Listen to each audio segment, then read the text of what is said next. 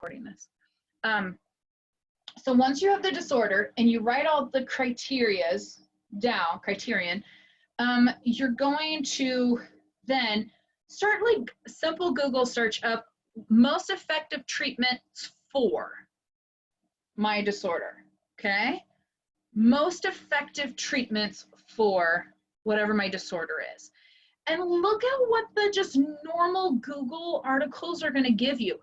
Basically what that does is it's gonna give you some of the layman terms or some of just the terms. Like, you probably don't know what internal family systems theory is, but a Google thing might tell you like, hey, these are the most common treatments for, and then take those terms to go to your scholarly research to then like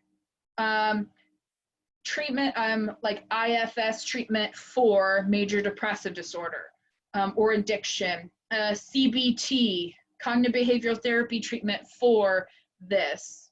Does that make sense? So I would try like low-level Google searching and then take the information, the terms, then go to scholarly research and find those. Okay, so then we have, I'm going to go TR number 1, and let's say TR number 2, and then treatment 3 and treatment 4. Okay, so I have 4 treatments. So I know that there's only 10 articles that you're going to search for the treatment options. You're going to want to search at least 3 to 4 different treatments.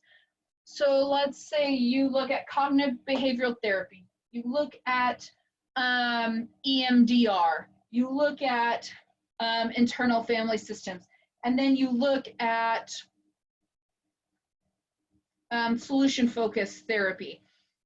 You look at the different treatment models. And guys, there's going to be, you're going to have like, they're not going to be like a phenomenal and a sucky treatment. They're going to all be like right here. Okay, so what's the most effective treatment for my demographic of my disorder to treat what? Okay, so this is where you let the research inform the what piece. Okay, now like let's say Clara, what would be something just, I mean, you haven't researched yet, what would be just knowing what you know about psychology and through marriage and family or human sexuality and just stuff, what do you think the compulsive sexual behavior, what do you feel like you want to research? What thing do you want to fix or treat in that? I was thinking pornography. Okay, okay. So then again, you want to use those kind of terminologies as well in some of your searches. But what does pornography affect in marriage in men? I mean, the relationship with their wife, with their children. I mean, I think it kind of affects everything. It does. It does. But we're going to eventually have to narrow down. Yeah. So it's like building trust back after, you know, how to overcome the addiction of pornography for married men. You know, what is the thing that this treatment is going to fix? Okay, this isn't good terminology, guys, but I hope you know what I mean. But like fix, okay? But like in major depressive disorder, there's tons of criteria.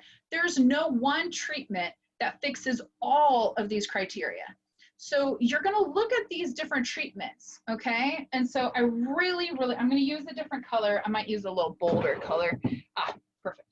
Okay, so I hope you can see this. But here's my 4 treatments that I've researched out. Here's my criteria of the disorder, okay? And then, so this treatment fixes this first and the third. This treatment fixes the second and third. This treatment fixes the second and the fourth. This treatment fixes the second and the third. Okay? So, like, oh gosh, what am I, you know, what do I choose? Which one do I choose? Well, if both this one and this one both treat these two criteria, and this one works on this too, and this one works on this, but both of these really dive into this, what I would encourage you is that, can you see that? I'm gonna, okay. So like if you see that these two treatments fix this criteria and this criteria, treat those two criteria, then I would encourage you to be like, that kind of helps you let research is going to inform you of what criteria to maybe focus on and which treatment models to choose. Does that make sense? Okay, so that is, I wanted to kind of go over that with you just to help you know how to do the research for those 10 on the treatment models. Guys, that I would really encourage you to do the last part. I would really encourage you to start with the 20 articles of the disorder, the demographic, and some. It wouldn't hurt to do a little bit, maybe halfway through of some of those, because it might help you narrow down some of what the criteria is. What are you treating? You know, like Clara, if you just continue to search out like the effects of pornography in marriage, compulsive sexual behavior, sex addiction, and all those kind of things, you're not searching out the effects of pornography, the effects of, or how, fixing of, all that kind of stuff. So it kind of might, that's why I say maybe halfway through, because reading some of those articles might actually inform you of what needs to be treated, right? Jess, reading a lot of those articles about ODD in kids, teens, especially if you want to stick with males, which is the predominant. So you're going to find a lot of articles with that. But a lot of those articles might help inform you what actually needs to be worked through, what needs to be treated, what is the problem, right? So to be looking at a lot of that. Okay. So with all of that, so I want to kind of lay out like how to search, what to search, what to look for in your research, okay? But I also wanted to let you guys know this so that way if you're at home and able to search and print out articles for free, instead of waiting until you come back to the school and then having to pay for all the printing, the more you can print at home, the cheaper it gets because it's a lot of printing, okay? A few key points on this. When I will put out another video for you guys probably in the next couple of weeks to help you know how to use Google Scholar better to do some of this, as well as our online database. But to save those articles, because 1 year I had someone pour like, I think, I don't know if it was Momo this year. I know Momo ruined a couple of her stuff, but she poured coffee all over it. And so it was unreadable for some of that. I can't remember if that was in this class or the last class, but she had to redo a lot. But I had one class where someone actually, their dog ate like, I mean, they brought in the binder and ate like a third of the chunk, like destroyed their papers. And so like, make sure you save the articles in PDF format on your computer. But in some of you guys have where you can actually highlight in PDF. You have the software you can highlight and then print out. Totally fine. Great. Go you. I am someone who literally needs to print it out and then highlight or underline it in Life. I'll remember it better. And I'm going to give you a few key tips of people from the past. And I'm recording this because I know this is a lot of information and you've got finals week. And so I'm going to record this and then I'll give this to you guys for you to have so you can look back on it and hopefully remember. But they have different colored highlighters and they have those little colored flag tabs, you know, like Post-it has like the little, like almost like a thumb width of different colored, okay? Because there's going to be all of the, like the bulk of the 20 articles, okay?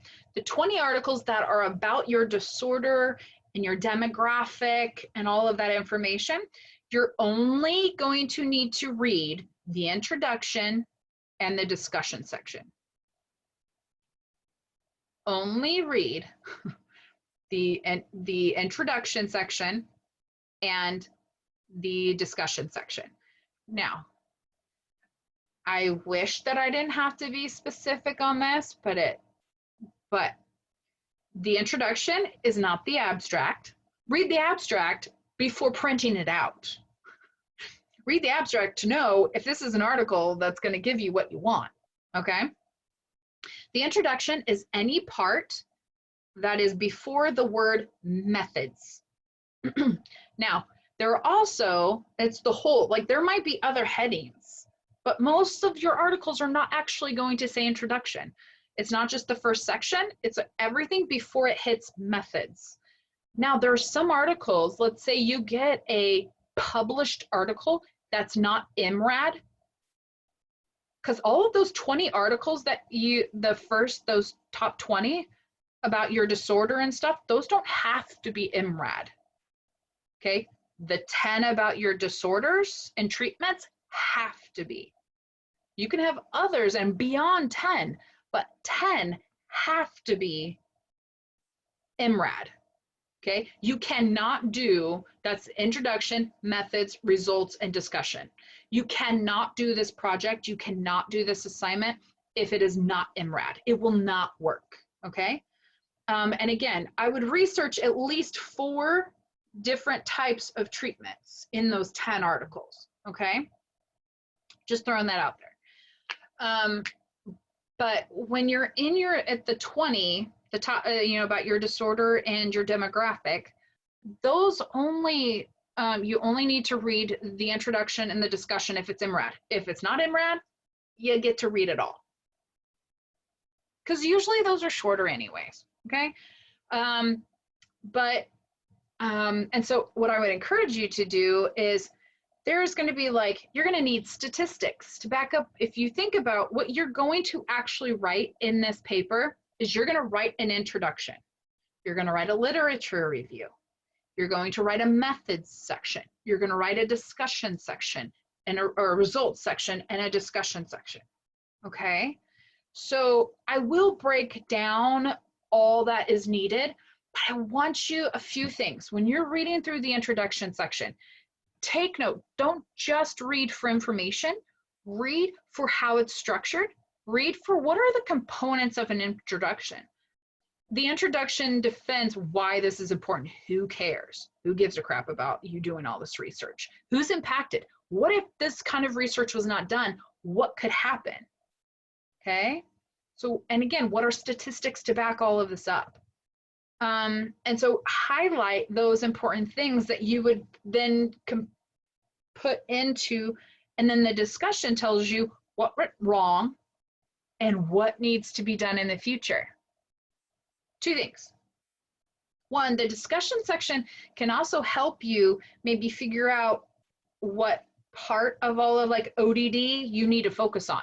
Clara, the discussion sections, a lot of this might help you figure out which area, what thing to focus your hypothesis on. And same with major depressive disorder. What are some of the key things that they should be looking for? They tell you what other further research needs to focus on.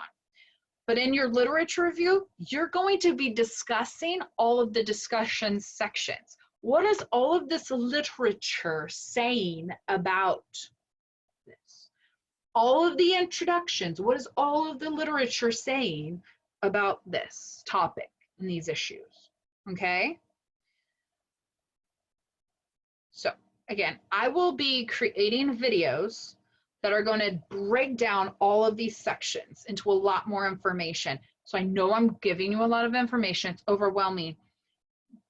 I also want to try to give you as much so that you're not reading a bunch of this, not knowing what you should be looking for, right? So I want to try to tell you the little hints and tricks and tips and things about what's to come so that you can look and be purposeful in what you're researching now, okay? I think Alice, did the math a couple of years ago that if she were to do, starting after finals week, I think she gave herself 1 week off after finals week. And then she started and she did the calculations. If she did 3 articles every single week over the summer, she would have all of her articles done. And so again, if you know like yourself, you might want to do 5. Because guys, there's going to be some articles you read and you're like, that's really not helpful. You know, oh, that's not, that's not gonna, okay? And when you take it with 3 to 5 at a time, so let's say you do 3 a week. What I would encourage you to do is 2 documents, 2 Word documents. So here's what I would find 3 articles. So you're going to give yourself a break after finals week, right? Take a break, take a lot of naps, don't read anything, don't do anything. Netflix, okay? Do whatever's for you. Then you're going to find 3 articles that are going to give you information about your disorder. Then you're going to have 2 Word documents up. One is your reference page, okay? And then one is your annotated bibliography. The reason why I would encourage you to do the 2 different ones is because the reference page, one, you could bit by bit create your reference page, have it perfectly done in APA, and have it alphabetized. And then if you don't use a certain source, then all you got to do in the end is delete it, and you have your reference page done. Okay. Oh. Also, because you're going to do your annotated bibliography bit by bit, it's not going to be in alphabetical order. But for the final, like when you turn in your annotated bibliography, it has to be alphabetized. But if you do your reference page, it shows you what needs to go first, what needs to go second, right? So it kind of shows you how to, then you can move them all into alphabetical order. That's just a helpful hint I have learned over the years that has worked well for people, that suggestion. So let's say like Tania prints off an article, reads it, highlights in the introduction and the discussion section things that she thinks important, things she wants to remember, any notes that she wants to take, a sticky note right there and write, oh, this is awesome, star things that you're like, this is a really key, awesome statistic. Maybe right up at the top, main article, you know, like, hey, go back to this kind of a thing. I could see this being a key article I use in my research. And then I write the reference according to APA, guys. I apologize. This sucks. I know, but unfortunately, your class is going to be the first one to make the shift to APA 7th edition, because as of January, we're now in APA 7th edition. So we're all going to be learning together. That's what I get to do over the summer, is really learn. Purdue OWL is all updated to the 7th edition. So make sure that, like, that's where I would really start to learn. Don't go off of your own knowledge, because it's going to probably be wrong. I don't know how many things have changed. I haven't dived into that yet. So we're all going to be learning together, okay? So when you make a reference, make sure you go to Purdue OWL, check the periodical, because all the scholarly articles you have are going to be periodicals. Create those according to APA, get that all perfected. And then in your, so she has that article, she's read, now write the annotated bibliography. You're gonna write the reference, so you just copy and then paste over here your perfected APA reference. And then you know how it's in a hanging indent? It's almost gonna look like a block quote where it's gonna stay all of that. And I'll show you in a Word document what that looks like, but it's just a 1/2 inch indented straight, you know? So it's gonna be hanging indent, like, here's your page. Let me try this. Here's your page. Woot. And then how it's 1/2 inch, it's 1/2 inch indented until the next reference, okay? So there's no extra spacing, no nothing, just write, okay? After the reference, 1/2 inch indent is all of your text. Write all of the things that, what did you, I mean, some of the aspects I get, like statistics. There's gonna be some things in your annotated bibliography that are gonna be direct quotes, word for word. But guys, help me help you. If you can read the article, highlight, underline, reread those highlight and underline, put the article away. Now tell me what you learned. What was the most important? What did you get out of that article? Don't write in first person. Oh my goodness. Last year I got 2 of them that were written in first person. Tell me what you learned without saying, I learned this.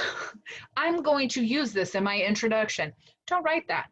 I want you to answer what you would use this in the introduction, but don't actually say you're going to use this in the introduction, okay? So, but write the things, because a lot of what you can write on the annotated bibliography is what you're gonna pull together for your literature review.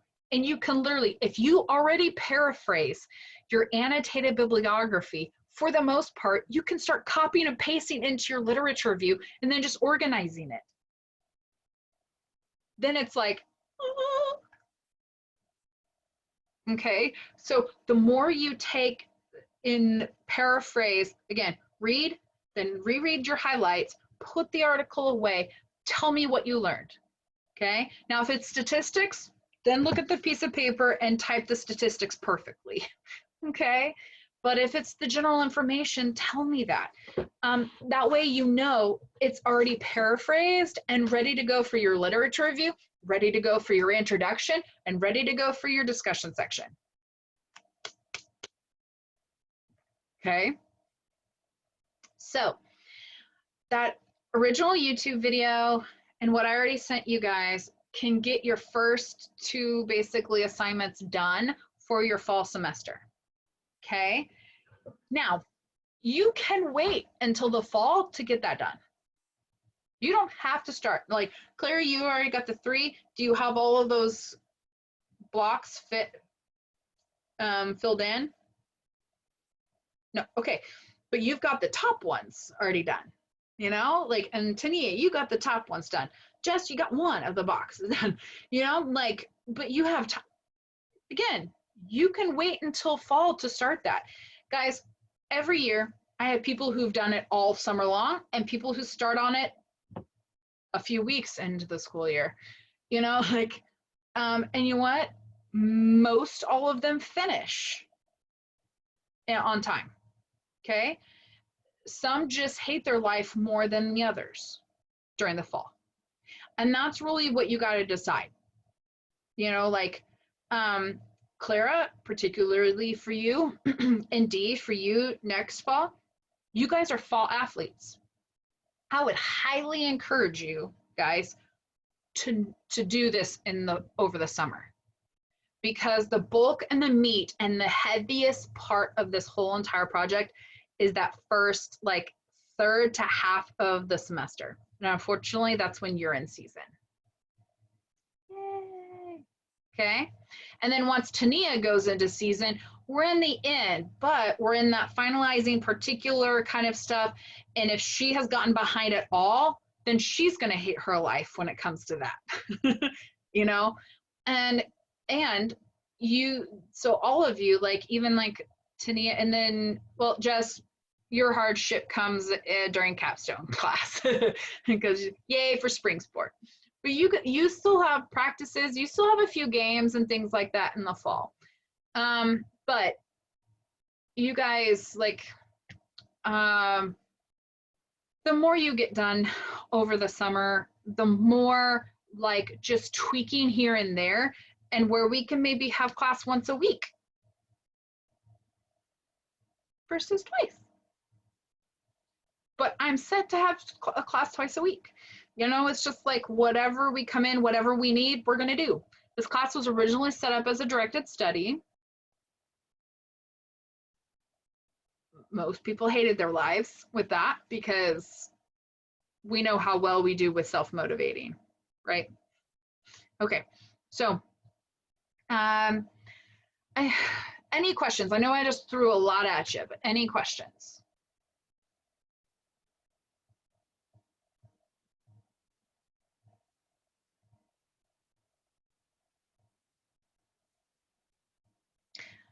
I will also, yes, Jess. When we're printing out the articles, can we just print out the introduction and discussion section, or do you want all of it? Oh, good question. Yeah, I would encourage you just to print out of the top, the 20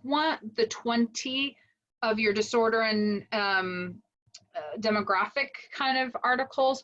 Yeah, just print out the introduction and the discussion section. And so, guys, some of those have like 8 pages of references. You don't need that. Though, here's a helpful hint. But Jess, on the 10 articles about your disorder, the treatments of, you'll want to print out the whole entire thing. You don't have to print out all of the reference pages, but you will want to print out the entirety of the actual MRAD article. Because what we're going to do is you're going to find at the end, you're going to pick one article and one article of this treatment, one article of this treatment, and you're going to do a absolute comparison. So this is what they did there for their method section. This is how they did their method section. Who had better sample size? Who did a better way of surveying? Who did a better way of doing research?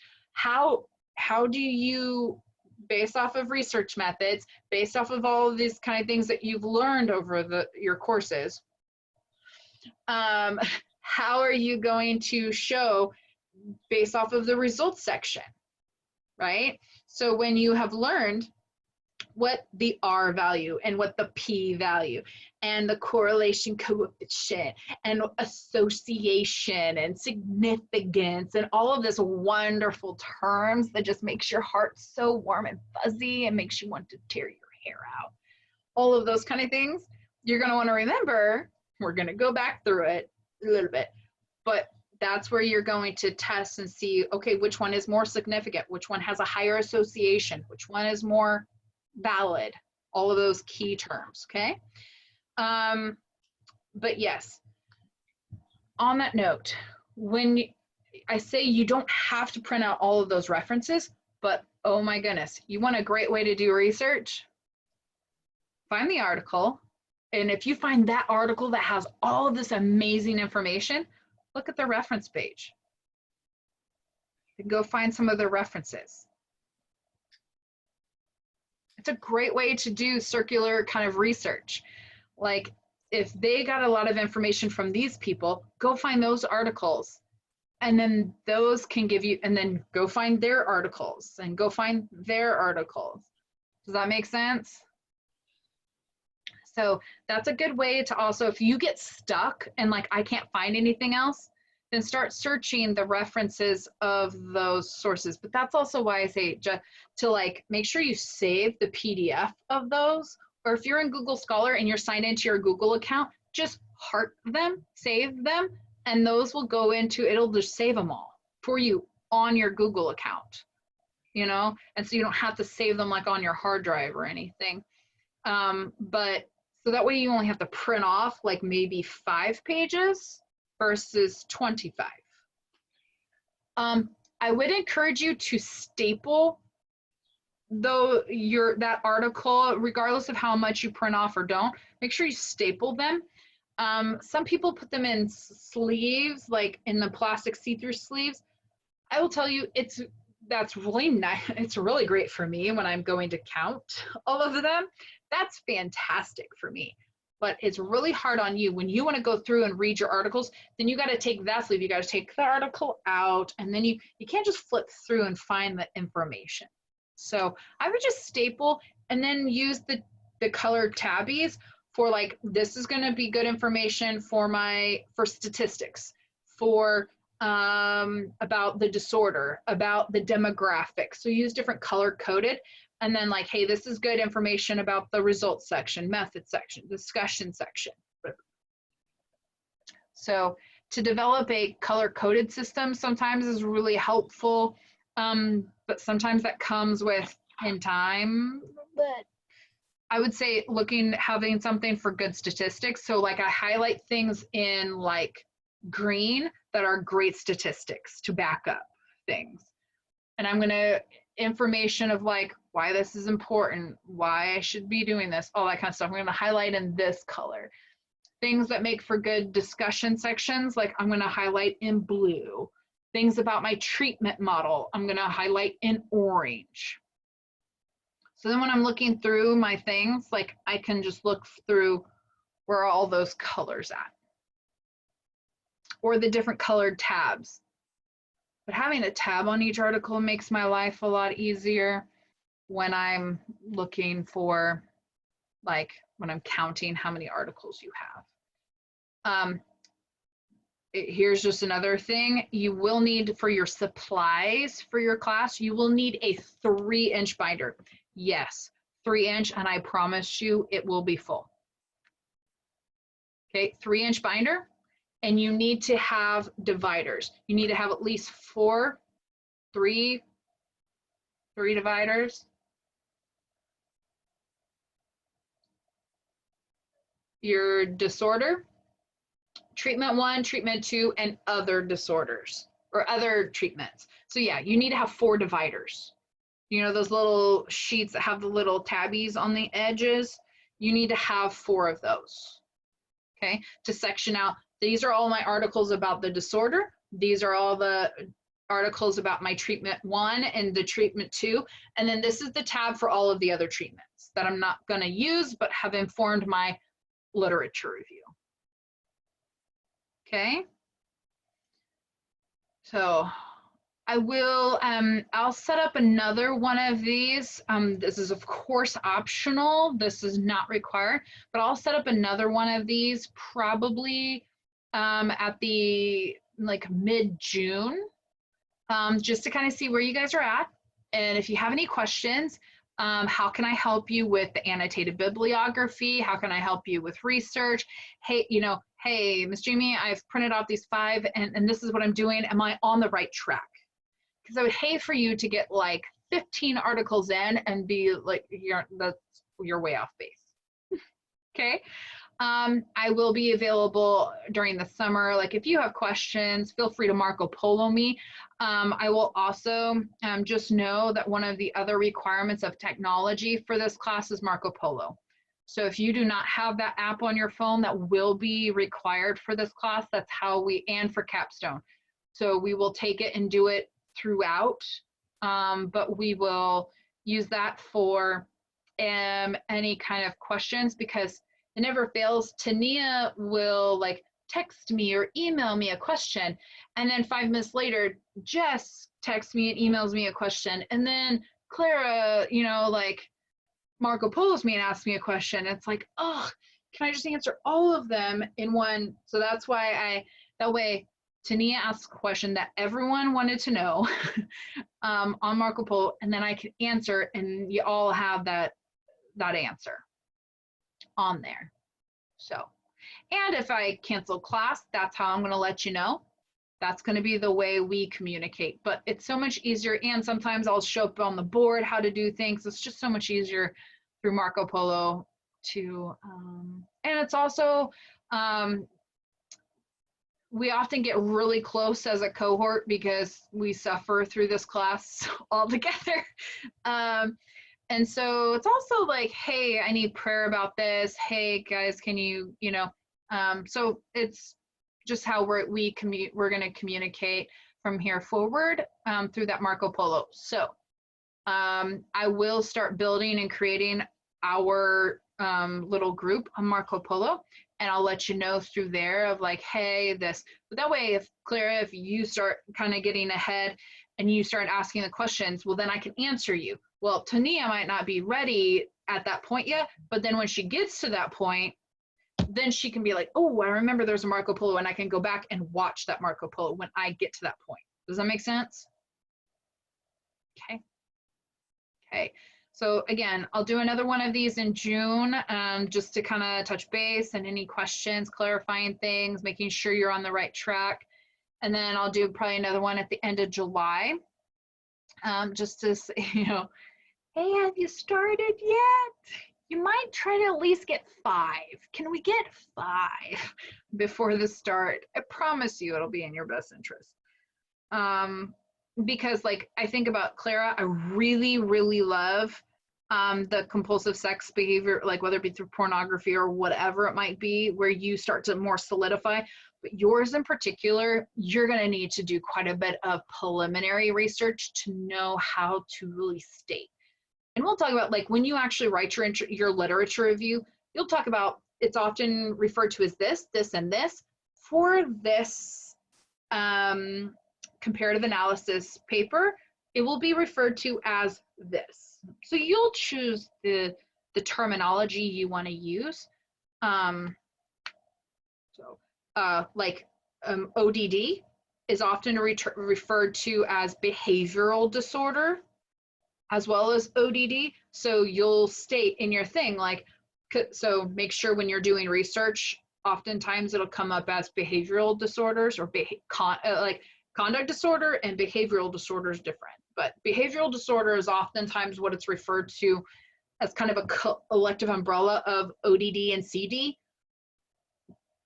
Okay.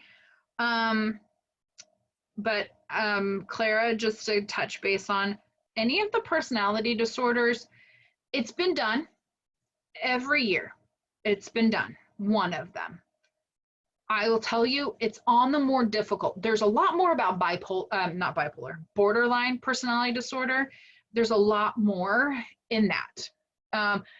Antisocial, I've only had one other student do it, and it was rough. Just because the research done on antisocials are predominantly because they're in jail. Because no one with antisocial is going to actively pursue therapy. One, there's nothing wrong with them because they have that narcissistic tendency. You know, there's nothing wrong with them, and they're super manipulative. But a lot of it is only in jail. So a lot of their case studies, a lot of the demographics, you're going to be looking at MRADs of maybe like groups of anywhere between 5 and 25. So it can be done. It's just a little more on the difficult side of things. Though I would maybe, if you want to go that route, I would encourage you to go more complex trauma. And then just make, if it says in the research, like how complex trauma untreated in children can lead to, ODD, conduct disorder, and eventually antisocial personality disorder. Does that make sense? So if you want to go that route, I think it's great because it's so necessary right now in our world. But I would just, helpful hint, I would go the complex trauma route in children from neglect. So that's a great funnel right there from neglect. So that it doesn't turn into conduct disorder. How do I treat it here so that it doesn't become a personality disorder? Okay. So, and then Tania, on your depression and addiction side of things, you might want to pick one or the other, because otherwise you're having to do 2 criteria, right? Because both of them are a disorder. You might either do the depression that stems out of addiction, or depression that when people use like alcohol or addiction as a coping mechanism.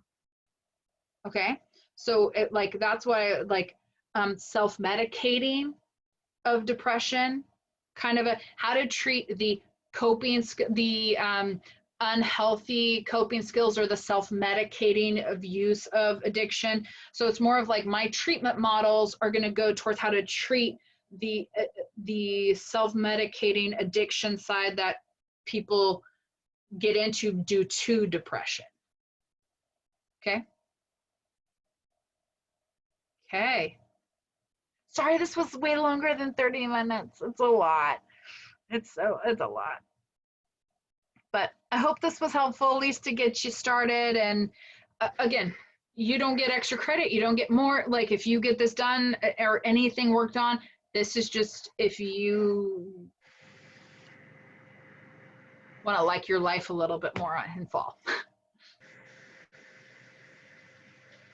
I do have 2 questions, one Sure. pertaining to this and then another that's not. But so can you go back and clarify which ones we're only going to read the intro and discussion on? Which Sure. articles? Sure. You're good. So just the intro discussion is for the 20. So you're going to need 30 in total. Okay. Okay. Yeah. So 30 in total. 20 of them are about your disorder and your demographic, your disorder, the criteria, just about, again, so like major depressive in African Americans, pervasive there used to be pervasive developmental disorder, and that's why I keep wanting to say that. But the dystemic, but now pervasive depressive disorder in men, in women, and African American women, African American men, and start to look and let those kind of, so it's 20 about your disorder and or your demographic. And then the 10 are MRAD articles only that are all about what's the most effective treatment for this disorder in the for this disorder. Okay. So intro and discussion for the 20, all it needs to be read, highlighted, and underlined for the 10. Okay. Gotcha. And then I think that all of us are in what is it? Developmental psychopathology. And I know that Zenith had texted me wondering about if we were going to have to meet for the final, or no, not at all. Okay. I'll send an email about that. There we go. Okay, cool. Okay. I have a question. So for Tania and I, since we both have 3 different things written down, can we pick which ones we're going to do our research on? So you're okay with what we've said? Yep. Okay. I am okay with what you said. I would just, Tania, you can do part of do the little boxy things with bipolar. I would just highly encourage you not to do that. Okay. Yeah, and again, same thing, I would just take the recommendations that I've said. If you choose the antisocial, I would just highly encourage you to go trauma route. Okay. So, but yes, you do not need my approval for your topic. Okay. Yeah, I just wasn't sure because you didn't say anything, but I just assumed that we could kind of go with whatever ones we wanted. You can go with whatever you want. Just for that assignment, the squares and stuff, and to answer those questions, again, you doing it now, just know, then you have the very first week of homework done for senior research come Okay. fall. So, but yeah, Jess, I would just, again, encourage, and then JP, who's going to eventually be watching this, when you get your 3, if you so choose, again, you don't have to, but I would highly encourage, just for your sanity and assurance, to maybe touch base with me on your topic. Again, you don't need my approval, but if you want helpful suggestions, does that make sense? But yeah, you can go ahead and choose and go down the route that you want to go, and with whatever. Yep. Okay. If you, so I will eventually, again, create the Marco Polo. If you do eventually choose your topic, excuse me, can you notify me via the Marco Polo, so that way I make sure, like this right here is all different. That's phenomenal. So basically we're just making sure that JP doesn't choose one of, because that's what he gets for not being on here. He's got to choose something different. I just want to make sure that we don't have, like, especially with such a smaller group, I don't want two of you having the same thing. So I just want to make sure, and nothing really of your guys's overlap at all. So it's great. But yeah, if you could just notify me, just that way. Also, I want to spend the summer, a lot of these are very common, or have been done before. And so I won't need to as much, but some of them would be maybe a newer demographic. So, which I'm super excited for some of, I'm not going to tell you because I don't want to influence your decision, but some of you, I'm really like hoping, because it's been done in the last couple of years and I don't have to do that much research. But some of you hasn't been done, and I'm super excited because I want to do some more research into that. So I'm excited on both routes. It's a small class, so it's really, I'm like, oh, a lot better than 12 reading and researching. So I'm super excited. Okay. Well, again, Dee, thank you for coming. And again, just in case your decision changes for the fall, you have this information. But, okay. Have a wonderful day, and I'll see all of you, I think, at 1. Thank you. Welcome. Bye, guys.